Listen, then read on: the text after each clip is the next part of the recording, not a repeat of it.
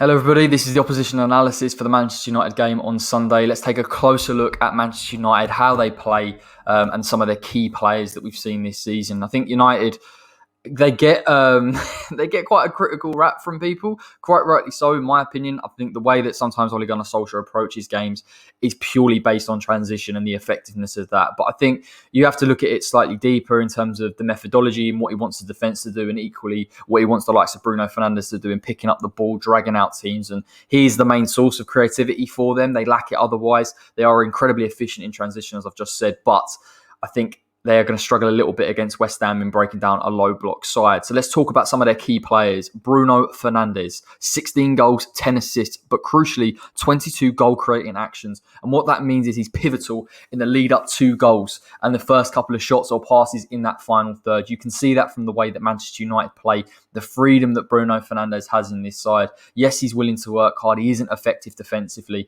but they are trying to use his quality across the pitch and in those attacking areas to create something. And I think when you've normally got Rashford, Martial, Cavani, you've got outliers, runners that are going to get in behind at times and give Bruno an option.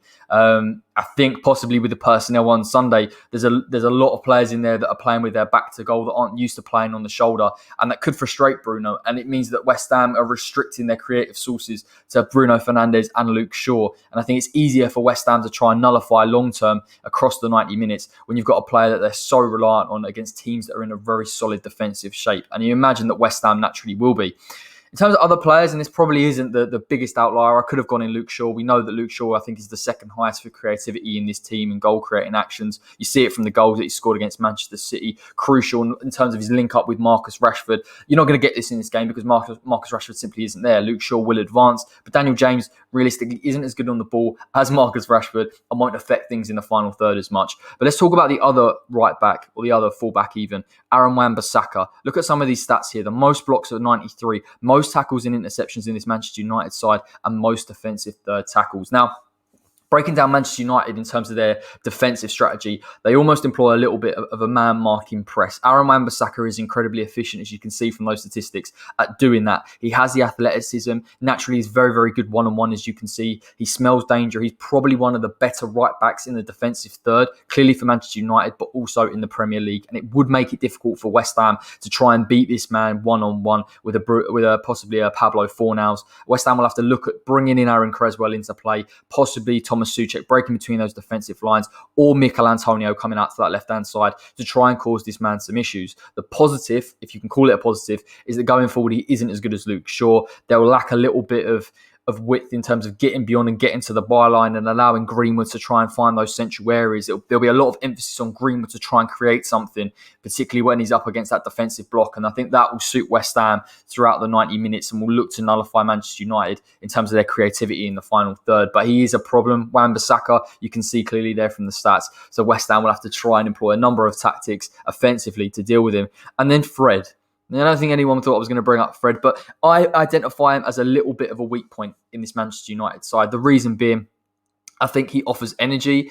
He clearly offers work rate, but in terms of his ability to keep the ball, in terms of his actual technical quality to play between the lines and initiate play, and also in terms of how successful he is defensively, there are flaws here. And I think he's a weak point that West Ham can look to exploit, particularly when you're in that low block. Because if somebody like a Fred comes out and tries to win the ball, the sort of stats show that he isn't as successful as people might make out. You can see he's the second in that Manchester United side for the most times dribbled past this season, 60 times. It's inevitable that West Ham have a lot of decent ball carriers in this side. Benrahma, if he comes in. Declan Rice is also another man that if Fred was to push high, that Manchester United were to play that high line, that we could try and navigate through and beat. And I think that would set up West Ham on the counter. And that's something that West Ham fans should be looking at in terms of a real positive. You can also see here as well the highest pressures in that Manchester United side, but 12th in that Manchester United side in terms of his success rate. Again, another area that Benrahma could look to exploit. You talk about Benrahma in the number 10 role and coming up against the double pivot in McTominay and Fred, but actually when you look at Fred's success rate and the guy that is willing to engage and go and press, how good is he at retaining the ball? And clearly quite there, you can see that although the energy's there, he's not as defensively apt as people might make out. And possession lost 10.4 times a game. Ball retention is incredibly important in games like this. And I feel that that is also an opportunity for West Ham to create turnovers higher up the pitch. If we do employ a 4-2-3-1 and we press with the forward men, then again, it can force Fred into some issues in terms of him keeping the ball. And it can set West Ham on a counter very, very high up the pitch with someone like a Jarrod Bowen on the right and Mikel Antonio on the shoulder. And these are little details that West Ham fans should be looking out for. I'm sure David Moyes is looking at going into this game, because West Ham have the opportunity to press men forward, particularly without the threat of Martial, Rashford, Cavani, even Paul Pogba in terms of his passing range in this side. And West Ham could look to affect things a little bit more so in that final third, and equally with somebody that West Ham can try and hurt them in the final third with. So the system for Manchester United is a 4-2-3-1, as explained, with a double pivot in McTominay and Fred likely to be, and the fact that there is a number 10 that has the freedom to create. Interestingly enough, in terms of the back four, they come very narrow, but they tend to come narrow because they're trying to track their men. And ultimately, there is a sense of disorganisation in that back four. And you can see it in multiple games for Manchester United this season.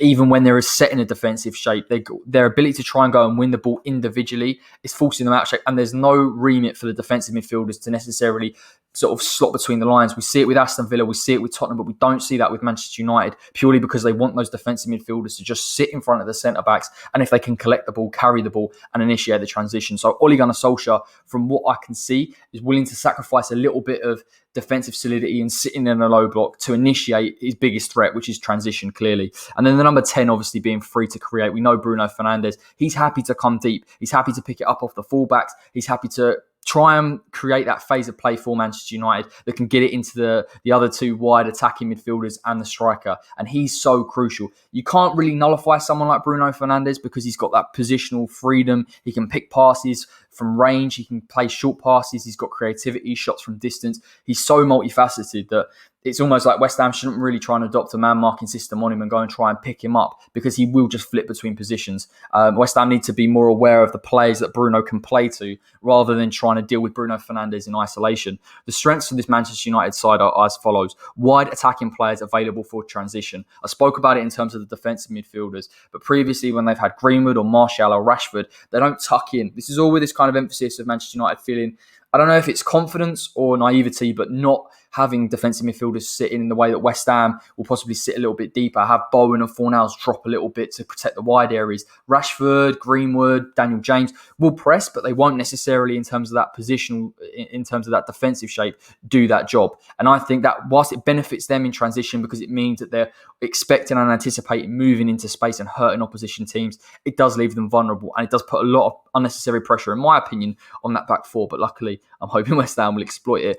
I've talked about effective ball carries. Rashford is the best at this in this side. Daniel James' ball retention is poor for me. Greenwood has got pace, but in terms of that decisiveness in transition, I'm not convinced it's there. I think there's a lot amiss with the personnel that could play on Sunday. Bruno Fernandes is possibly the best in terms of picking the pass, but won't necessarily carry the ball effectively as a Rashford or a Martial or possibly even a Greenwood at times. So again, that's something to be aware of. And lastly, McTominay and his defensive role within this side. Depending on how Manchester United want to play, whether they want to introduce the fullbacks, McTominay's happy sometimes to just slot and create almost a little bit of a back three. Or possibly if Wan-Bissaka advances, he'll slot in. If Luke Shaw advances, he'll also slot in. And I think that's his role this season. He's able to set up attacks effectively because he's got a decent switch pass. It means that Manchester United at times don't necessarily need to play through the midfield. And if they find the space in the counter, then someone like McTominay can do that. He's more effective as a number 8. Ole employs him as a number 6 and a very low-sitting defensive midfielder, I think, because he's trying to protect those centre-backs at all costs. And he wants his team to be prepped and ready for transitions. And finally, let's talk about Manchester United's weaknesses. You'll see here set-piece vulnerability. It's terrible. It's terrible from a side fighting at that end of the league, second in the Premier League, to be that poor on set-pieces. I think you see that on Thursday night. The zonal marking system doesn't work. They can't deal necessarily with second balls. They hadn't done it before they played West Ham at the London Stadium, and West Ham inevitably made them pay with Souček's late run into the box. It's something West Ham need to be primed for. I think you're going into this game with Craig Dawson, Issa Diop, Declan Rice, Thomas Souček, Mikel Antonio. There are a number of players from set-pieces that can take advantage of this Manchester United side and the weaknesses that they have demonstrated throughout this season and beforehand. I speak about lack of creativity. I think they have personnel that really rely on pace and running into those spaces and the quickness of thought. And Bruno Fernandes is the only outlier in the fact that he has the vision and possibly even the passing range and that creativity to try and play into players in beyond. The issue with Manchester United, and I think hopefully what West Ham will see, is players playing with their back to goal. Daniel James, Greenwood. I think Diallo offers something slightly different, but Martial on Thursday and previously against Manchester City, coming a bit deeper, will benefit West Ham in a defensive shape because it will mean that there aren't too many outliers. They can't really latch onto the end of Bruno Fernandes' creativity. And when you take Bruno out of it and you obviously push the Greenwood and Daniel James forward, and then you've only got McTominay and Fred who can't play those type of passes, you're limiting the avenues at which sort of Manchester United can hurt you. And unless Luke Shaw gets forward or Wan-Bissaka can put a delivery into the box, you're limiting the avenues of them pulling you out of shape. That is a massive positive for us, and it's a huge weakness for Manchester United, particularly against sides that are happy to sit in a defensive shape. I put absence of a natural number 9. I feel about slightly guilty putting that because I thought Martial had a very, very good game against Manchester City, and I thought he was decent against AC Milan in the first half. Diallo offers them something different. He's offering them more what they need in terms of direct movement, playing on the shoulder. I think we have the same conversation about Mikel Antonio, but the benefit of having him is he can play on the shoulder and hold up play and go to either wing and be direct. Manchester United don't have a number 9 that's that multifaceted, but equally I think we can't switch off against someone like Diallo purely because he looks like a player that's willing to run from deep, that's got the pace, got really good intelligence, good at dribbling as well. So I think whilst he lacks that physical presence, I think if Manchester United are clever and Bruno Fernandes, West Ham get drawn out of position and try and press Bruno Fernandes and he can beat the press, then naturally Diallo is their biggest threat. But I don't think you're going to see too much introduced in the way of Greenwood or Daniel James because West Ham should be able to deal with that with a double pivot in Rice and Souček and quite a narrow back four as well. But that is my opposition analysis of Manchester United ahead of Sunday. Make sure you drop a like on the video if you did enjoy it. Subscribe to the West Ham Way if you're new. The watch along will be available and ready to go 6:45 on Sunday evening where you get the lineups, build up and live match commentary with all the usual suspects. So thanks so much for joining me. Enjoy your weekend and I will speak to you very, very shortly.